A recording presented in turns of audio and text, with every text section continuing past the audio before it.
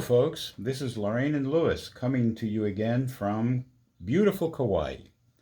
And we're here to show you today how to use the new foam swab, okay, and the plastic flip top vial.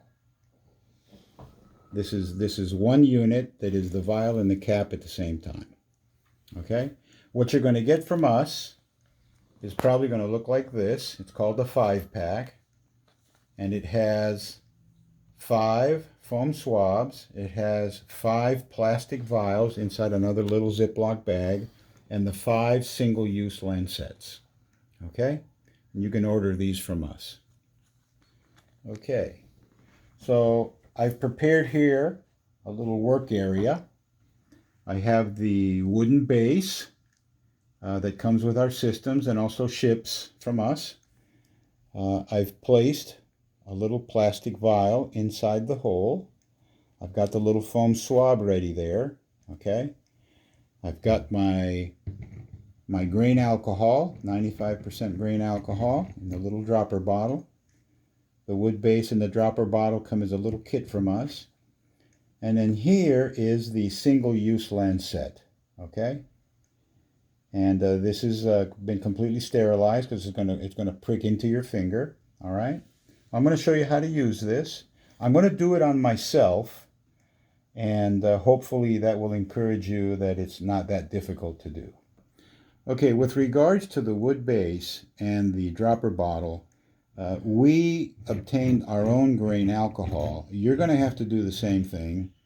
We can't ship grain alcohol because it's a dangerous substance. So you're going to have to get it locally, okay?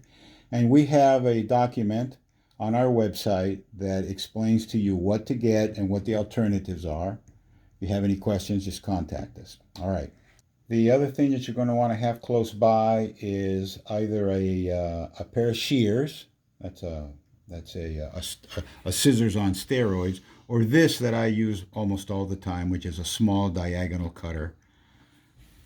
Okay, and then I also have some permanent ink markers because I'm going to mark the top of the vial to identify that it's me. Usually Lorraine likes blue and I like red. Okay, that way we don't mix our DNA up. So the first step that I'm going to do is I'm going to grab a little bit of grain alcohol and I'm going to put a few drops into the vial until it just about reaches the top of the wood base. So again, I've placed the alcohol into the vial. I've got the foam swab ready. I got the lancet ready. And I've got my little trusty pair of diagonal cutters ready. All right? The next step is going to be to prick my finger with the single-use lancet to extract a little bit of blood. And this is the way the lancet works, okay?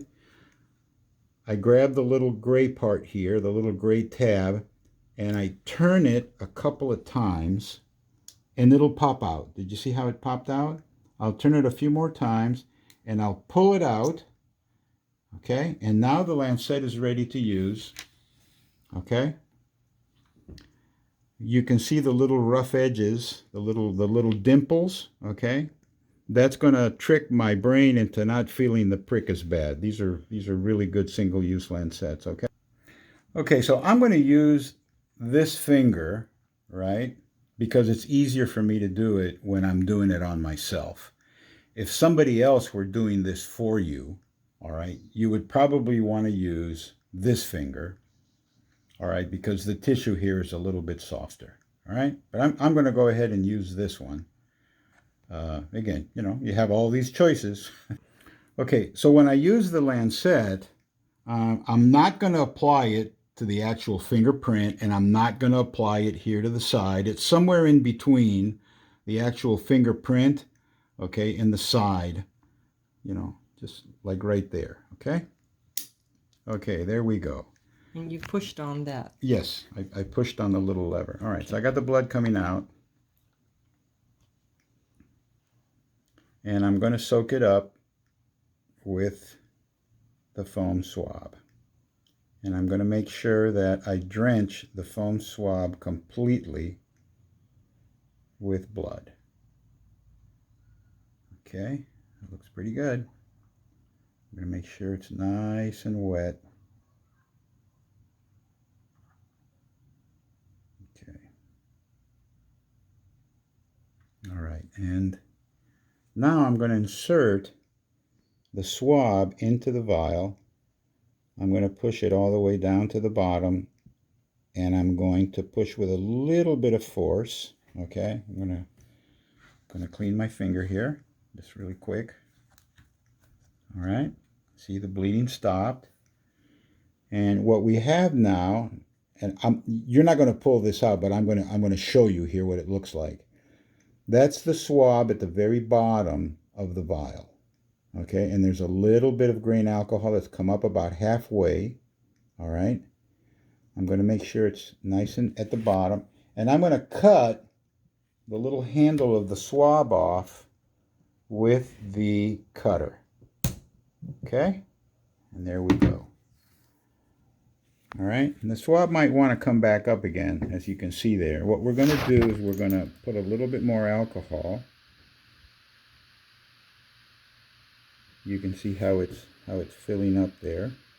I just put the little extra drops on the little swab handle itself until it's almost full. Then I'm going to hold the swab up against the wood base. I'm going to grab the little flip top cap and I'm going to press it down, and we're done. And that's what it looks like.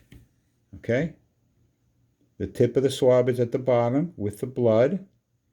There's grain alcohol in the top part of the vial, which is going to preserve the blood here. We'd recommend that you use a vial like this for about 3 or 4 months. It will last up to 6 months. But again, our recommendation is that you swap these out every 3 or 4 months. So when the 3 or 4 months time period comes around, you grab this whole little unit and you toss it in the garbage can, and you do again what I just showed you. Alrighty. So the last step that I'm going to make here, I'm going to go ahead and mark the top of my vial with a little red dot. This is a permanent ink pen. Okay?